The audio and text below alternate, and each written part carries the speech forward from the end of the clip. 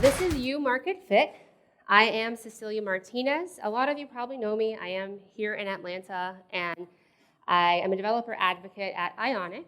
I also volunteer with some Atlanta-based tech communities. I am the chapter head for Out in Tech Atlanta, which supports the LGBTQ+ community in tech. And I'm also a co-organizer with Atlanta JavaScript. We just started back up in-person meetups. So if you have any questions on those in your local, feel free to talk to me.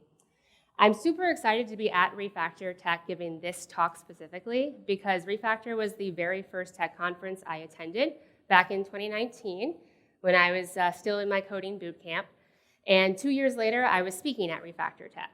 And I have spoken every year since then.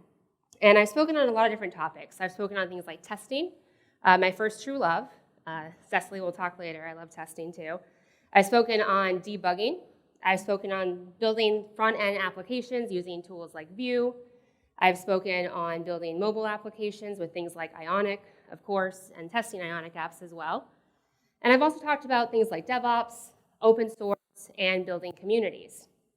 But today, I am here to talk about something very different than I usually do, and I want to talk to you about something that has more of an impact on you and your career than any of these topics, yes, even testing. I'm here today to talk about you, and specifically how you can create an intentional journey for how you go about finding your place in tech.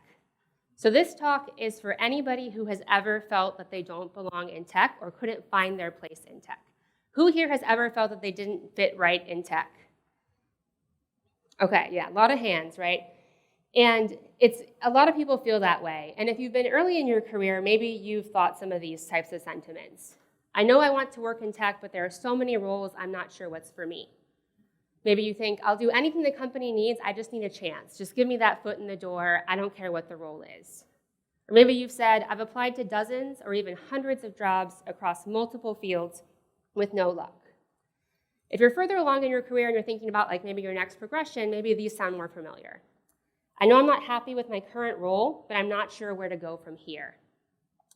I've worked on so many different projects or in different roles that potential employers have a hard time determining my experience or whether I'm a good fit for a role. And finally, I feel ready for the next step, but I feel uncomfortable talking about my accomplishments or identifying what they are. So if you're nodding along with any of these, like we've all been there. I have personally thought of every single one of these statements. That's how I was able to write them. And I've also heard them from people that I talk to as a mentor or just in the various communities that I participate in. And that's because finding your place in tech is not easy. It is not a linear journey either. It takes a lot of trial and error. My journey into tech has not been linear or simple. I actually started off in journalism. My undergraduate degree is in communications, and I was a newspaper reporter, and I worked on our newspaper website. This is back when newspapers still got printed, and people actually read them. And so that maybe dates me a little bit. But then I went into financial services. I worked at companies like TD Bank and Fidelity Investments. I have my brokerage license and my retirement advisement license, and worked with people, helping them with their IRA distributions and asset allocation. Before finally I did end up getting into tech. When I moved to Atlanta, I attended my coding boot camp at Georgia Tech and began that journey. But even once I found that tech was for me, it still has not been a linear process. I started off as full stack software engineering. Then I worked in success roles, helping developers be more successful with different various developer tools and products, until I got into more community-oriented and developer relations roles, which is what I do now. So I had to go through a lot of trial and error, kind of bashing myself against a couple of different walls like a Roomba, just like figuring out where to actually go to find where I needed to get. And that's kind of how it is, but you don't have to necessarily go through all the different steps and iterations that I went to, because I did this by accident. I didn't have a plan when I set out. And I think one of the quotes earlier that was really great is like, intention without strategy is chaos, right? And that also applies when you think about your career. If you think about, I want to find a role that suits me and my skills, and I want to be successful, but you don't have a strategy for that, then it's going to be chaotic, as my life has kind of been a little bit. But if you have a framework that you can use to structure that and your approach to this journey, then it becomes a lot less chaotic, and it becomes a lot easier for you as you go through that. And that's where the idea of you market fit comes in. Who here has worked either in product engineering or product management, anything kind of product related? Okay, so a lot of you have probably heard the phrase product market fit. And you market fit comes from the concepts of product market fit. So before we get too much into product market fit, I do have a quick disclaimer, is that you are obviously not a product. You are a full living universe of a human being. You have needs, you have desires, you have memories, you have emotions. And so obviously, you should not necessarily think of yourself just as a product, but it can be helpful to have this kind of abstraction when you're thinking about your career. This is because it provides that structure for you. You can take things that are like, technical black and white concepts and apply that structure to something that's very messy. Like, people are messy, emotions are messy, careers are messy, but if we can provide some guardrails and structure around that, it makes it a little bit easier for us to go through some steps and apply some strategy to avoid that chaos, right? The other thing that it lets you do is it lets you think objectively about yourself. This can be really tough, especially if you struggle with things like imposter syndrome, any kind of like self-esteem issues. If you don't have a way to think about yourself objectively, then you may undersell yourself or undervalue yourself. You may also struggle with identifying what your strengths are because maybe you feel like you don't add value the same way that you actually do. If you struggle with imposter syndrome, a lot of people who do, they have this nagging sensation that at some point somebody's going to show up and take everything away from them and say, hey, you don't belong here. You thought this was for you? No, you don't deserve this, and they're going to take it away from you. And that kind of constant anxiety clouds your judgment. It keeps you from thinking clearly about what steps and tactics that you should take in your career. So applying a framework and thinking of yourself and separating yourself as like you the person and you the product gives you some distance to think more clearly and make more strategic decisions. So yes, you are not a product, you are a person, but for the purpose of this exercise, think of yourself in that product terms and concepts so that you can think strategically. All right, so now that we've got that disclaimer out of the way, let's get into some definitions. So product market fit is kind of hard to find a good definition for because it sounds so obvious. Product market fit means being in a good market with a product that can satisfy that market. Okay, that's one of the ones I found. Product market fit is when your product addresses and solves the needs of your buyer personas in correlating market segments and channels. All right, that's got some more like marketing terms in it, but really, like when I think about product market fit, it's this equation. It's finding the right combination of product plus market to equal fit. It's simple because it kind of is simple. Getting there is not simple. It's not simple at all, but the end destination is a fairly simple concept. So a lot of times the journey looks a little bit like this. You start with a product idea and you try one market, doesn't really work. Try somebody else, doesn't really work. And finally, you find the right market for that product. This is what people think like the perfect product market fit journey is, right? And other times, you start out with a market that is like in dire need, and you say, you know what? This is a pain point that we should solve, and they're going to pay out the nose for it. So you develop a product that you think is what they need, and then kind of tweak it, and then finally, you find the right product for that market, and you've got your fit. In the real world, product market fit kind of tends to look more like this. You start with a product idea. You try out one market, doesn't really work. So you alter the product a little bit, and then, okay, we've got a little bit more of a fit, looks a little bit better. We alter it again, and turns out, you know what, our market's actually too broad, and we're trying to do too many things, and we're losing customers, so you alter your market and your product, and then finally you get to a point where you found that product market fit. It is a very iterative process with a lot of trial and error and a lot of failure. Kind of like navigating your career, an iterative process with a lot of trial and error and a lot of failure. So we can use some of the concepts that companies use to find product market fit the same way that we do in our career. And there's a lot of companies that have had to pivot to find product market fit. So one is Scrub Daddy. You've probably all seen these like little sponges, right? They started off in the automotive industry. It was like automotive cleaning products. And before they decided to go into more household goods, and now it's everywhere. Like Shark Tank, they were on Shark Tank. Every grocery store, there's whole scrub families, right? Airbnb is another one. Airbnb started out specifically catering to conference attendees, like you here. Like they said it was their target market initially. Obviously, that's changed a lot now. It's more focused on vacations, and they've altered their product as they've gone along to better fit what ended up being their target market. So as we look at the concepts and the steps that companies go through to find product market fit, we can apply that to ourselves. When you have product market fit, there's a lot of good things that come from that. And this is from the business perspective. You get organic growth, lower sales and marketing costs, retention, because your customers find the inherent value of your product. You don't have to sell it to them. They see it, they get it, they want it, they keep it. That is the idea. You also have competitive advantage in your market when you're able to fit that market specifically. And finally, it gives you scalability. You're spending less time trying to get new customers, so you can focus on just scaling out to reach as much of that market as possible once you've achieved that fit. When we look at you market fit, again, this is you matched up with the market as a career for you. You get benefits like organic opportunities. People reach out to you with opportunities because they know who you are and the value that you can provide. There's an easier interview process. You don't have to sell yourself. People see you, they get it.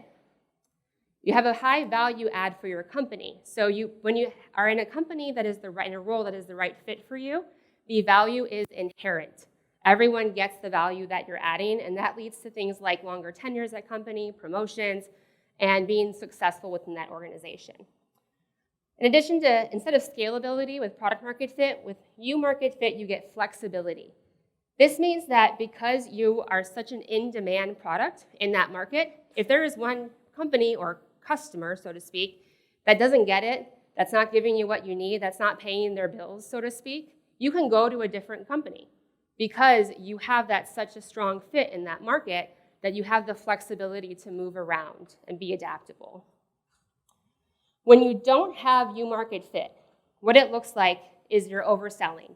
If you have to constantly oversell yourself or push yourself into certain markets and people don't get it, like if you go on interviews and you're saying, yeah, I got this, this, this, and this, and they're like, yeah, like, I don't know, we really need this, this, and this, and you feel like you're having to just like push yourself into places, that's because you don't have you market fit. This leads to a lot of wasted time and resources, right, for both you and the companies that you're interviewing at. If you do happen to get a job at one of these companies, then you're going to be a low value add because it's not a good fit. And that's going to lead to things like stalled career progression and frustration. A lot of times people will say, like, with people starting out in their careers, like, oh, cast a super wide net, apply for everything, like, you know, make a custom resume for every single job, even if you only fulfill 10% of the requirements. And I think that approach leads to a lot of wasted time and resources, but mostly frustration, because that will end up with you being burnt out by constantly trying to spend all those resources on things that don't fit versus trying to find what your actual fit is. So how do you achieve you market fit? Well, there's a process for it, just like there's a process for product market fit. This is what the process is. First, you define what your product is, what you are as a product. You analyze your target markets. You validate that market with a POC or a proof of concept. You gather feedback, and then you adjust and optimize. And this is a flywheel. This is a flywheel that you will repeat over and over and over again the same way that companies do when they're testing out a brand new product or features. So you start by defining yourself as a product. And we think of a product as a set of features that provide value. And when I say features, you know, that provide value, focus on that value aspect of it. So if I know JavaScript, knowing JavaScript is not a feature, being able to provide that company robust web applications that are performant and have a great user experience, that's a value. That's what the company is going to get out of you as a product.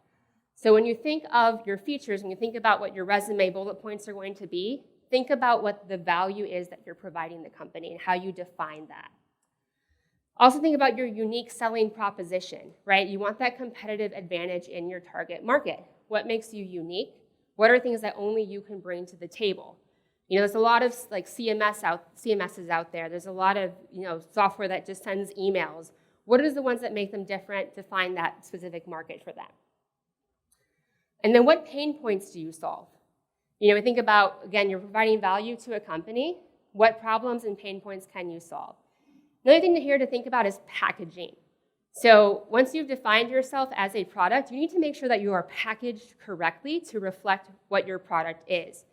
Tika said earlier in her talk about how, like, if you have a bunch of AI and ML things on your profile, they're not going to want to hire you for a cybersecurity position, right? So once you have gone through this process of defining yourself, you need to ensure that all of your packaging, your LinkedIn profile, your resume, your portfolio, what you talk about yourself, reflects the product that you are actually defined to. Then it's time to analyze your target markets.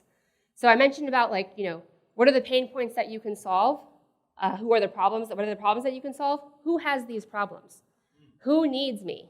Who is begging for somebody with my skill set and my unique selling proposition to come in and save the day? These are things, you can kind of categorize things by things like industry, company stage, and business needs. It can be tricky because sometimes you can confuse them when you think about your own experience. So when I first started looking for a software engineering job, I was like, well, you know what, I have financial services experience. I should look for fintech jobs. That's the same industry. I have knowledge and expertise in financial services. So that was how I that was the target market I was going for, was like fintech software jobs. I started talking to people, started interviewing, started applying. It turns out, like, when you are a software engineer at a fintech company, it does not matter if you know about the differences between a Roth and a traditional IRA. The knowledge that I had and that I brought to the table did not correlate to the actual needs that they had and the problems that they needed to have solved. So that ended up being, I was looking at the industry, but really what I should have been focused on are the business needs that I could solve based on the skills that I gained during that time. So when I was in financial services, I spent a lot of time taking complex topics, things like asset allocation, inflation risk, and breaking them down for average consumers. Hey, this is how your retirement plan is going to work. This is how you're going to make sure you have enough money. Breaking down complex topics turns out to be a different type of skill. It's an education communication skill. So I should have been focused more on the business need that was coming from that experience versus the industry. Again, trial and error. So when I say this, because it's tricky, you're going to have to kind of be a gardener. You don't want to go all in on one area. You want to kind of plant little seeds and keep them really focused, keep them small, and have a couple of them that you're going to be able to tend to and see which ones actually sprout. You see which ones actually sprout by validating with the proof of concept. So once you have yourself defined and you have your target markets, you're going to need to do a proof of concept. So this is essentially thinking about what is the minimum viable product for your target market. These are small experiments that you use to gather data and prove your market fit, or if it's not there. These can be things like having different versions of your resume. It could be going to events and communities within that target market and talking to people, getting a sense of what they're hiring for, whether you're a good fit for that. It can be networking meetings or exploratory interviews. Or if you're looking for something in a specific industry or tech stack, you can do things like freelancing or OSS contributions. But again, these should be very small experiments to validate, hey, am I on the right track with this market before I go all in?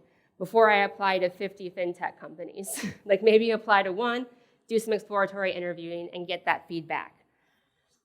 Which brings us to feedback. So gathering feedback is the most important step, and it is table stakes for finding product market fit. Pretty much anybody who works in product will tell you that they live and die by user feedback. You shouldn't build ideas, right? You build for users. So you have to know what the users want, or in this case, you have to know what the companies want. And in order to get feedback, you have to ask for it, especially when it's about you as a person. People do not like giving unsolicited opinions that they think will not be accepted. Especially, they're a little bit more open when it comes to a product. They don't want to hurt people's feelings for the most part. Some of y'all are out there who are fine with judging, I get it, but in order to get that feedback, you're going to need to prepare yourself for discomfort so that others feel safe sharing honestly. You're going to have to make yourself feel vulnerable. You're going to have to share that vulnerability, and you're going to have to show self-awareness so that others think, okay, you know what? I can be honest with this person. They're going to take this feedback and grow from it. And the only way that people will feel comfortable doing that is if you make them feel comfortable. That doesn't mean being self-deprecating. Doesn't mean getting defensive. It means just being honest about your abilities, where you are in your journey, sharing that vulnerability, and asking for help. because people will want to help you if they think that you will actually take that advice and move forward with it. So when you're gathering this feedback, think about this product concepts of, think about what you need to start doing, what you need to stop doing, and what you need to keep doing. So take your feedback, bucket it into those 3 categories to help you make decisions about what your next step is. And that is, the next step is adjusting and optimizing based on that feedback. You're going to want to make small changes at a time. Think of it like a science experiment, right? You change one variable and you measure. You change one variable and you measure. If you change everything at once, you're not going to know what actually had an impact and what was the thing that you needed to keep doing and what were the things that you didn't need to start doing.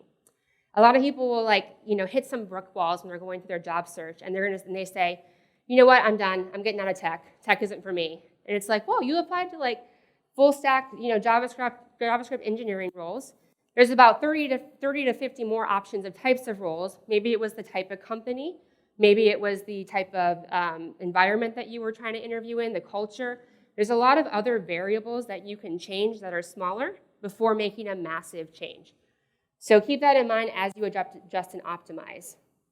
Do things like add new features to yourself, whether that be skilling up, whether it be improving certain areas, getting more experience or things that you can show, or deprecating features that don't add value. So for me, I took that financial services information off my resume. Didn't make sense anymore once I got that feedback. You want to stay objective. Again, you are a product. You have put yourself in a little product box, and you can think about yourself objectively. Just because a feature doesn't add value for the market that you're pursuing currently doesn't mean that you don't have value. It doesn't mean that the effort that you put into gaining that feature is wasted. It just means that you learned. And it means that that feature could be used in every other variety of part of your life. While you're staying objective, though, you do need to keep your needs in mind. Again, you are still a human being. Think about, again, like Anthony's talk about your intrinsic and extrinsic motivators. Because if you try to craft the perfect product for a market, but you hate that product and you hate being that product and you're not motivated to be that product, it is not sustainable. And you're going to want to need to keep your needs in mind to keep your sanity, because this is not going to be an easy process. And failure is going to be inevitable. I am a perfectionist. I hate rejection. I hate failure, but it happens. It's inevitable. And the thing to think in mind is that failure is data. Mike's talk, he was just talking about this. You learn from failure. Every time that you fail, that is just feedback that you are getting in order to continue to adjust and optimize. And every time you fail, you get closer to U-market fit. Finding U-market fit is an investment, just like product market fit. This is why seed funding exists, because companies need time to take an idea, to run it through this process over and over and over again, to cultivate it. And it takes time, resources, and effort to go through that process. And you are also going to need to take time, resources, and effort to go through this process. And so you need to make sure that you have the resilience and the space, grace that you're giving yourself to do that. Because you are going to fail. But the only way to truly, truly fail is to give up.